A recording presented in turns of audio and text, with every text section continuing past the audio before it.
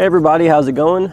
Today we're going to be going over and showing you how to install the Blue Ox base plate kit here on a 2019 Buick Envision. So here's what our base plate kit looks like hooked up to our tow bar and attached to the motorhome. We have the tri-lug design here of our tow bar that attaches to the single lug, or rather the two-lug design of our removable arm, whichever way you want to refer to it. And then on the inside here we have our safety chain cable link. So it's nice and easy to access. It's away from the bumper there. That is one thing I like about some of the base plate kits, is that they actually extend the safety chain link here. That way you don't have to worry about scraping up your bumper each time you go to attach these safety cables there. Everything else, however, is going to be hidden behind the scenes there. It's not going to be sticking out at all, which is going to make for the best overall appearance. So we've got it hooked up now. We'll go ahead and show you what it looks like and how to unhook your tow bar. So we're first going to remove that Linchpin there, which will allow us to pull this pin out, and our tow bar is just going to simply drop down. Then we have a safety cable here we need to unhook, and then we'll just repeat those same steps on the other side. We also have an electrical connector, and sometimes you may have a breakaway switch you need to unplug as well. So when we're done towing and just driving around town, thankfully we don't have to worry about looking at these silver arms. We can easily remove these. Simply pull the pin and rotate out in either direction. So you can go this way and come out, or you can go this way and come out. And this is what it's going to look like when we are driving around town. We have these nice little caps here we can install into the ends of the base plates. And as I said, everything is pretty much hidden behind the bumper here. The only thing that's not flush are the safety chain tabs, but we don't really want those to be. And all of our components do have a nice black powder coated finish, which is going to help it blend in well with the vehicle, this paneling here in particular. It's also going to help protect it from rust and corrosion over time. So in regards to compatibility, our Blue Ox base plate kit here is going to be directly compatible with motorhome mounted Blue Ox tow bars. However, if you want to use this base plate kit and you have a different brand of tow bars, thankfully there are adapters that we carry that allow you to use them. So we showed you how to remove the tow bar from the base plate kit. Now let's show you how to hook it up. First things first, we need to remove our cap here. Just simply pull that straight out, and then we can install our removable arm. Now, similar to how we remove this, we can install it the same way. We'll just simply press it in, line up our slot, and then we're going to be pressing down to pull this pin backwards, and then we can rotate it in either direction to lock it in place. So it really doesn't matter which way, but we do need to make sure it's nice and secure in there. Go ahead, give it a tug, make sure those lugs are locked into place. So now we'll just simply do that on the other side as well. Once we have both of our removable arms in, we'll take our tow bar here. Go ahead and grab one of our arms. Now with the Blue Ox tow bars, they do have a side that they want to go up, and there's usually a sticker on the side there. So just make sure you're paying attention to the tow bar instructions. You'll line up the 3 holes there, insert your pin. On the other side, we have our Linchpin here. Stick that in with the nose facing out, and then just simply close the clip. Now we'll grab one of our safety cables, go ahead and hook it up to the tab there. Repeat that same process on the other side, and then hook up any wiring or breakaway cables that we may have. But that's pretty much it. Now we're ready to hit the road with our vehicle behind our motorhome. Generally speaking, base plate kits are pretty involved. These are definitely one of the more complex parts of your flat tow setup, with the exception of maybe the braking system. A lot of the times you do have to do some cutting and drilling to get these installed, but to be honest with you, there's really no way around this. There's very few vehicles that you don't have to do any drilling or trimming to install a base plate kit. Just sort of comes with the territory of flat towing your vehicle. But it's definitely something you guys can do, manageable for the do-it-yourselfer. We'll go ahead and walk you through that entire process step by step now, so we can give you guys the confidence to do it yourself. So the first step of our install, we need to come to the front of our vehicle here. We're going to be raising the hood, and inside the engine bay here, you're going to have this panel that's going to cover a few fasteners we need to remove. In order to remove this panel here, we're going to have several of the push pin fasteners located on the outside edges. These push pin fasteners are pretty easy to remove. There's going to be a little notch or cutout in one side of them. You'll just simply take a flathead screwdriver pry up that center section, and then the bottom section should come out after that. So we have several of these located on the outside edges. We're going to go ahead and remove all those now. Make sure you don't lose any of these push pin fasteners.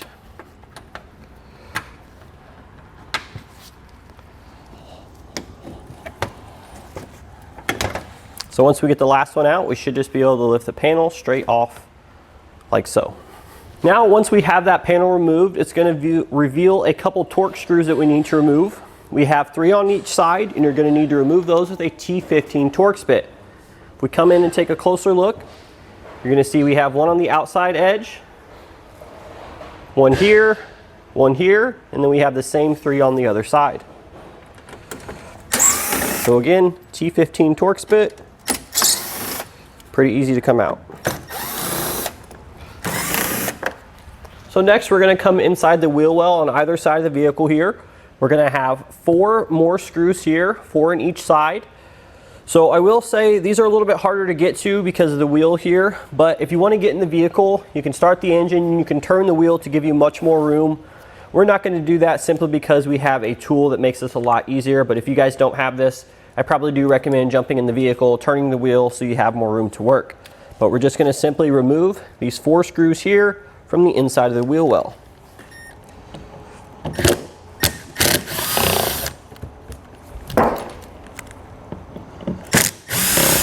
And once we get done with this side, we're obviously just going to hop onto the other side and get those same ones out.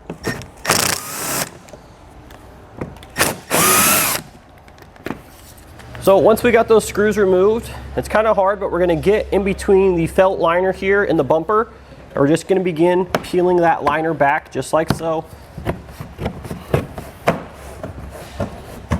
And sometimes what I like to do is I actually just like to tuck it in the tire there to keep it out of the way, because we do have another fastener we need to get to.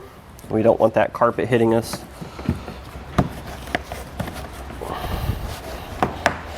So once we get our liner out of the way, we should be able to see a screw, or a bolt rather, up here attaching the fender to the bumper here. So this is actually a bolt going straight down like that. We're going to need to get a 7mm socket. It helps if you have one of these smaller wrenches. I definitely recommend using a 1/4 inch drive. But we'll just take our time and remove that. So there's what that screw looks like. We obviously have one on the other side we need to remove as well. So once we have that bolt, or that screw removed rather, we're going to go ahead and peel back our fender liner. That's this part here. We're not going to be removing this entirely. We're just going to be peeling back the first couple fasteners about this much here. So we are going to still leave it attached. In order to do that, we're going to reach up inside here. So sort of in the same area that we were working where we removed that screw. You're going to feel along the edge here, and you should be able to feel a clip here on the back, which is located about right here. So basically what we're going to be doing is, it's kind of like an expanding prong system. We need to go ahead and pinch those so we can pull it out.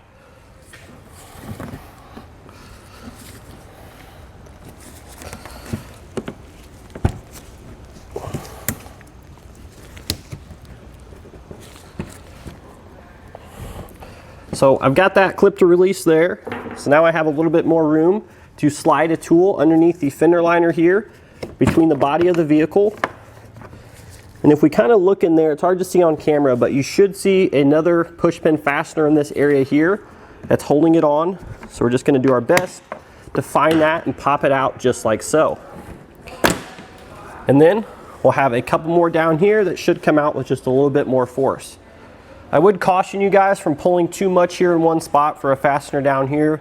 You really want to make sure that you have your hand and you're putting pressure as close to the fastener as possible.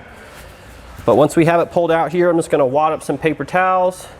I'm going to shove it in there at the top like so to give us some room to remove our bumper. So now we need to come underneath the vehicle here, and on the bottom edge of the bumper fascia, you're going to notice several of these screws here. So we need to take all those out. I believe there's 10 in total. We're going to be doing this with a 7mm socket. There's going to be 2 on the outside edge. Make sure you don't forget those.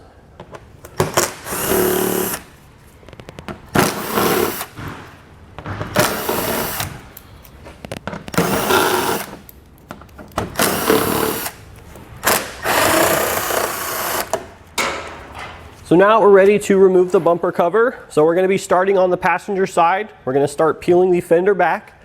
The reason I'm starting on the passenger side is there's an electrical connector here we need to unplug. If you have an extra set of hands, that'll certainly help you make sure you don't damage your bumper. But as you're going to see, you can do it with one person.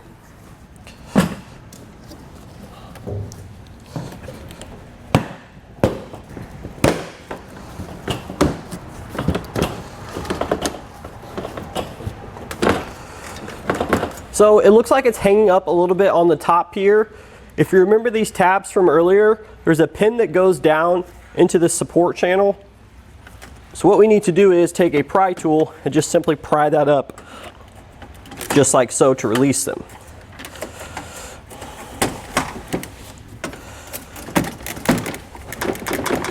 So here's that electrical connector we talked about on the passenger side.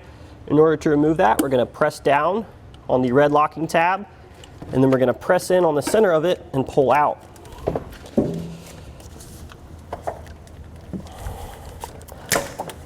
Sometimes those things can be kind of hard to remove, so we actually had to remove ours from that little keeper there, but that's totally fine. We can reattach that later.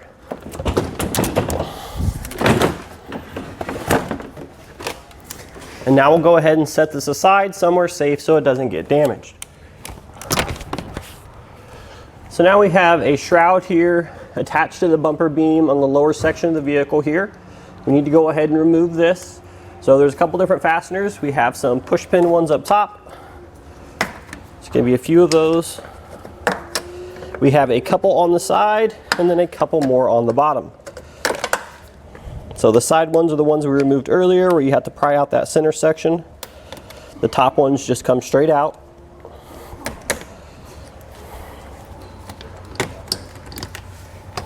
And we have a few more on the bottom that are the same as the top. They'll just pry straight out.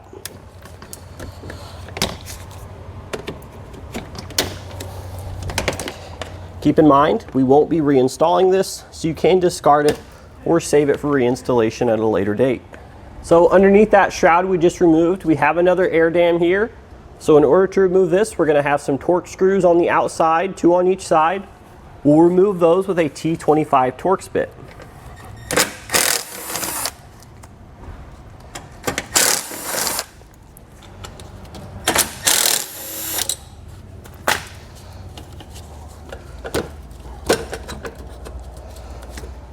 So it looks like we have a temperature sensor down here that we need to remove from this lower air dam before we pry it off the vehicle. So I'm just going to simply bend in those clips there, just like so. And as you've seen just a little bit ago, we had some more fasteners there. You just simply pull the rubber from the bottom of them. And now we should be able to maneuver this out. Just like that. This one won't be reinstalled either, so again, we can discard it or save it for reinstallation at a later date. So next thing we need to do is we have to do a little bit of trimming here. So that metal bracket that we just removed the screws from earlier, we actually need to cut that flush to the bottom of the bumper beam. So you have about 5 or 6 inches or so we need to cut off of that bracket. We need to do this on both sides.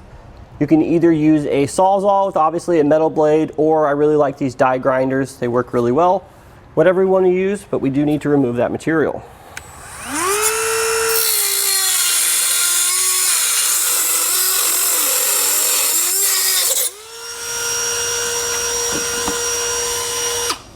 And now if we want to, we can take a file or some sandpaper to clean up those sharp edges there. And then again, we'll just simply repeat that same process on the other side. I'm going to come back with a paint marker, and I'm just going to cover all that bare metal there so I don't have to worry about it rusting. So now we're not out of the woods yet with our trimming. We do have to trim a couple more pieces, but it's nothing too invasive. If you look inside here, so just directly below that bracket we trimmed, we have this plastic panel. There was a sort of screen that was in front of that we removed earlier. But you can see I have 2 cut lines here, one at the bottom, one at the top. So the first half of this, or the first 3/4 of this, is a hard plastic. The next 1/4 inch or so to an inch is going to be this rubber material. So we need to be very careful because we're near our condenser here, so we don't want to take a Dremel there and risk nicking that, causing a leak in our system. So what we're going to do is, for these first inch or so, we're going to take a razor knife. We're going to be very careful, but we're going to use the razor blade to cut through there just like so.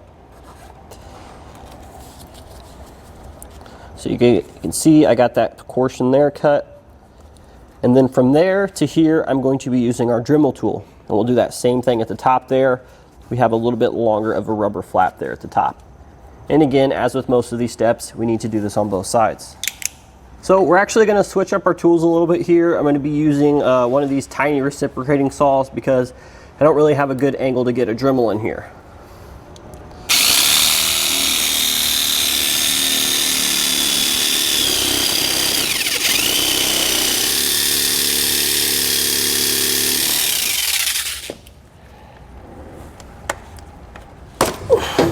So next, on the outside edge of our bumper beam here on each side, we have these little bumper reinforcement tabs. So we need to remove both of these. Keep in mind they won't be reinstalled. So in order to do that, you're going to have a wiring clip at the top, securing a wiring harness to this. So you're going to need to remove that. And then you're going to have one of these push pin fasteners, just like the ones we've been removing this entire time. And then we'll just pry this away. There's a clip on the end here. Like I said, it really doesn't matter if we break it getting it off because we won't be reinstalling it. There's that little clip there. But yeah, we'll go ahead and just remove both of those now. And again, we can set it aside. We won't be reusing it, or we can save it for reinstallation.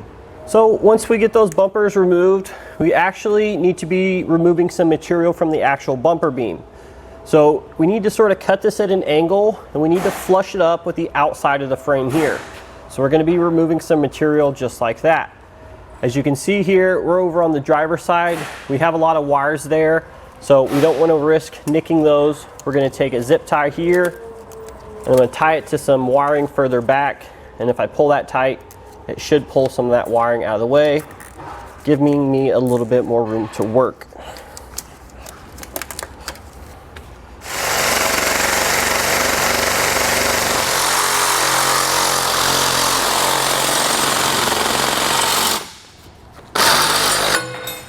So here's what it should look like when we have the material removed. Just to hold up the piece, we can just sort of show you how much we had to remove there.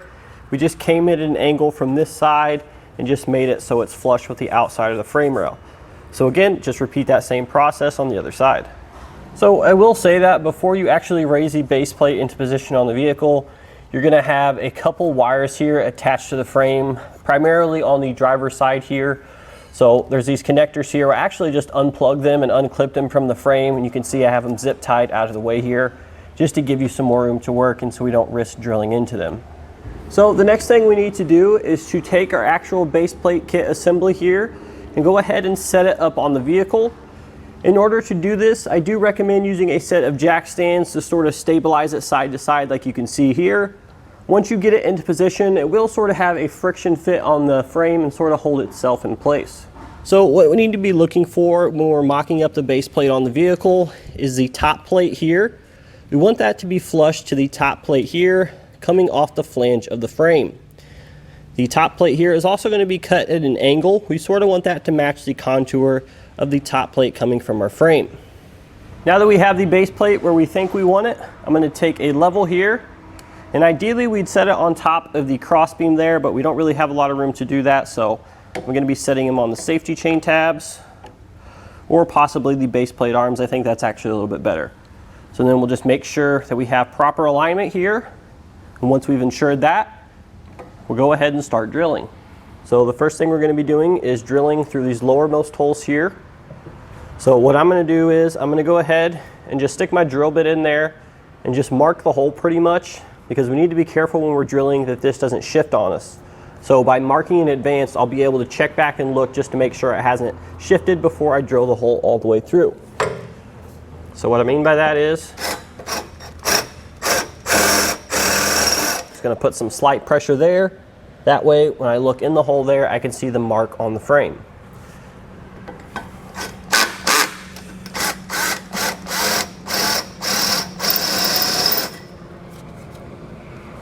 And now we'll take a little bit more time and drill the rest of our 3 holes here over on this side and install our hardware, and then repeat that same process on the other side.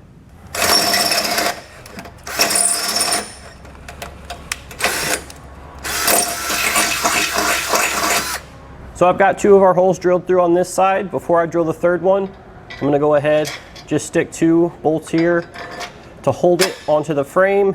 And now that I know this side's secure, it's not gonna move, I'm gonna go ahead and drill those same 2 holes on the other side, and then we'll finish installing our hardware and drilling out the center hole. So we've got each of our holes drilled on the lower side of the bracket on both sides. So now we're ready to actually attach it to the vehicle using the 3/8" bolts that come in your kit. We're gonna be applying just a little bit of red Loctite, a split lock washer. We're gonna place it through there. And on the inside, we're gonna come back with our Nylock nut.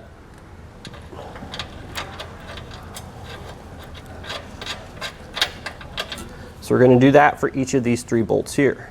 So now, once we have Loctite on each of our 3 bolts here, we're gonna take a 9/16" socket and then a 9/16" wrench. We're simply going to tighten and torque them to the specifications listed in your instructions.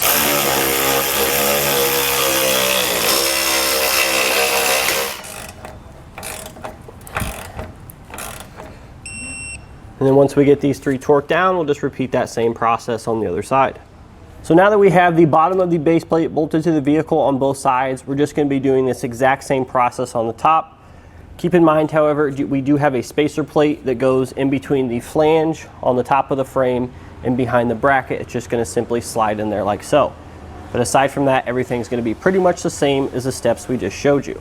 So now that we have our base plate installed, the next thing we need to do is install the safety cable here. That's going to need to wrap around the frame rail and our base plate kit. And then it's going to attach to this bottom section of the base plate, that little cutout there, using one of the quick links that come in your kit. So we're just going to take one end here, we're just going to sneak it over the frame underneath the horn there, come out like so, and then we can attach the 2 at the back here, again through that little slot there in the base plate.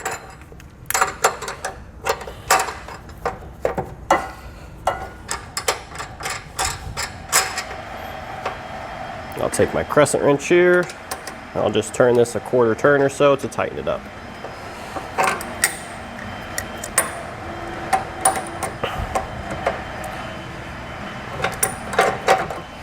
And now we'll just repeat that same process on the other side. So we went ahead and held the bumper up on the vehicle there, just roughly held it into place. We didn't install anything. And then we just sort of marked out where the base plate tabs are going to be, as well as the safety chain links. So you can see here I have a yellow paint marker where those locations are. So I think what I'm going to do is I'm going to cut out the holes here for the base plate ends, and then I'm going to test fit on the vehicle. I'm thinking the safety chain slots may sort of go between these channels, but maybe not. We want to do as minimal cutting as possible. So I'm going to go ahead and remove a couple of these louvers here for the base plate arms, and I'll test fit again to check fitment.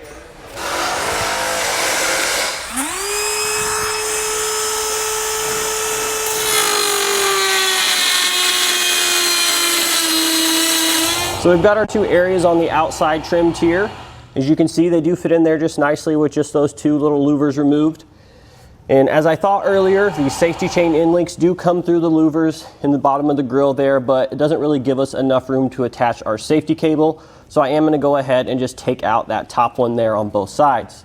If you have an electrical connector mounted up towards the fascia, you're going to need to make a cutout for that as well.